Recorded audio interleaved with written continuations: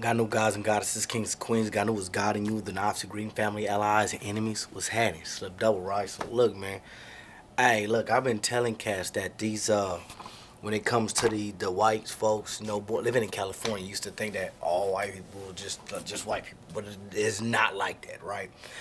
And I'm here watching Hell on Wheels again, and I'm gonna do this very same thing with The Walking Dead and also an episode called The 100 because it's a lot of stuff that when people just watch TV, y'all just watch it. Y'all don't understand that there's messages inside of it, and in these messages, you have to be able to watch it for its meaning, right? And in this particular show, homie, they dropping so many jewels in this show, and I had said something about the average white people you see is probably Ellis Island white people, and they not like the 13 colony whites. See, it's a difference, and I believe me, the 13 colony whites is where all the money at. That's where the 1% at. Them are the ones that came here, and they was the surviving ones that survived the war, and they're the aristocrats. They the ones that's running shit. You feel me? They the ones say who is and who ain't, and they let the Ellis Islanders in, or the whites that came from the Europe and all that. You know, when they came from Ellis Island, they let them in and pretty much to supplant, and not to have these white. I mean, these black working class, so they had to create a bumper class, you know what I mean, just to be a bumper in between them and the blacks, and this just goes to show some of that right there. Now, amongst whites, right? Now, and I know this is a TV show, but check it. Not so sure you actually can run the railroad. And once upon a time, I told you that you could. That's why you're here. You're scared. Can't see you behind bars for what you done. So let me pause it right here and give y'all a gist of what's going on. Now, this guy right here, this guy is in jail because he was skimming money, and if you look at if you go back and look at it, he was telling them, man, look, he had a guy that was planning out his railroad. He said, man, well, look what you did. You made my railroad straight. He grabbed him by the head, slammed his head on the table. He said, man, you know, I'm getting paid $16 a mile, and you gonna make my railroad straight. And so basically he wanted it to curve so he could get more mileage out of going shorter distances. And I would have to go look at a railroad track and see if it does that, to see why they did things that way. But that makes sense, and there's a lot of things happening like that today, where you have guys like this charging $500 for a hammer, like they overcharging the government, and we have to pay for it. They just milk us. And even with the whole food stamp thing, people don't understand food stamps are nothing but really subsidies to the grocery stores. It's another way to take money from the people, taxes, and push it back into the coffers of the rich. And if you notice, who got grocery stores? Like the major chains. Major chains choke everybody out. People don't understand that there are certain people that's going to fall and get hurt from this, and they not gonna like it. But yeah, but just check it.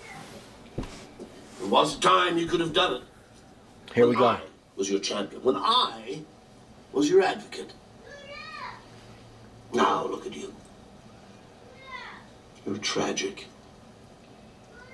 Your hour has passed. Go tell him to be quiet. The railroad will fail without me. It's no longer my railroad. For now.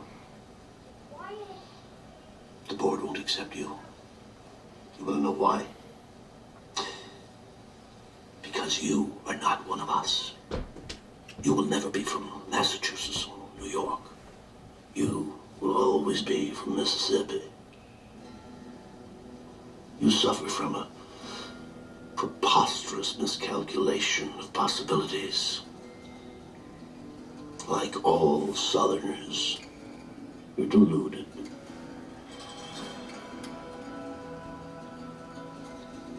And you smell.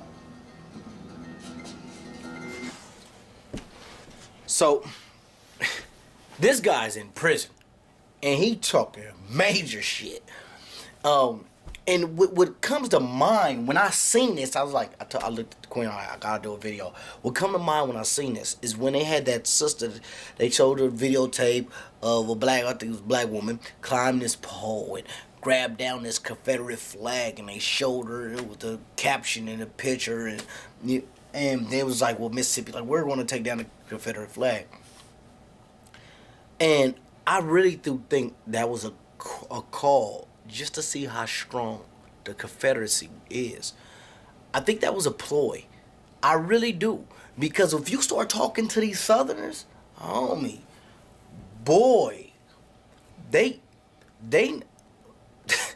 hey, that's why when they be thinking that the revolution will come from us, and I really do think that they poking and progging, like just constantly poking the black community because they want the black community to explode.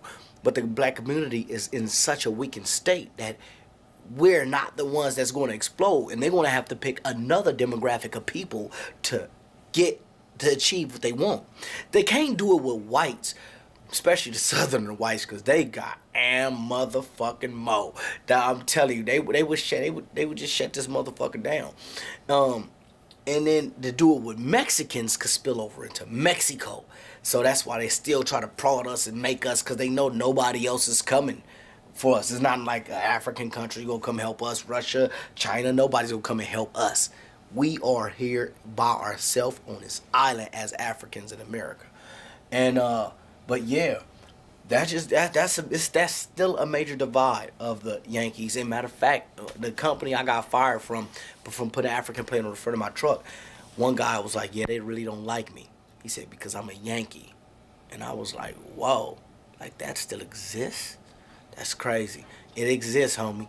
So people wearing like holding close to those Yankees and Confederates, the Graybacks and Carpetbaggers and all that shit, that shit still means something. But yeah, man, so don't just watch TV. Really watch TV. Y'all stay safe. Power to the people.